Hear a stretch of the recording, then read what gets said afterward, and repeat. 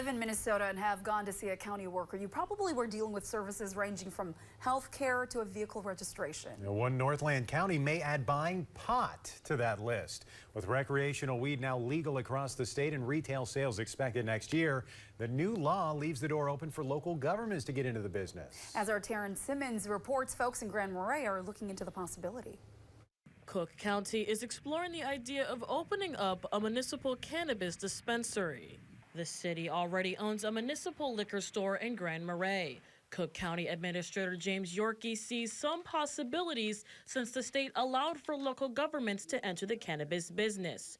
When the industry is organized and regulated, perhaps by 2025. We see it as a potential opportunity to generate a new source of revenue, and the benefit of that would be to offset the need for property taxes.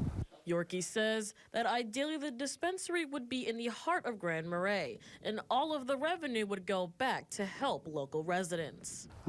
Supporting law enforcement, public health, social services, and all the services that the county provides. Grand Marais Mayor Tracy Benson says right now no county or city government is doing this. She'd like to see Cook County and Grand Marais change that. I think we need to get ready because there are many private enterprises interested in starting up businesses, so we have to make these decisions because it does affect their decisions. Although he sees merit in the idea, Yorkey recognizes that since weed is still illegal at the federal level, for him it complicates matters. So because of that, it's a cash-only business. The prospect of running a cash-only business presents all kinds of security challenges. Even though the city already owns a liquor store, adding a dispensary would still need to be approved by elected officials. In Grand Marais, I'm Taryn Simmons, Northern News Now.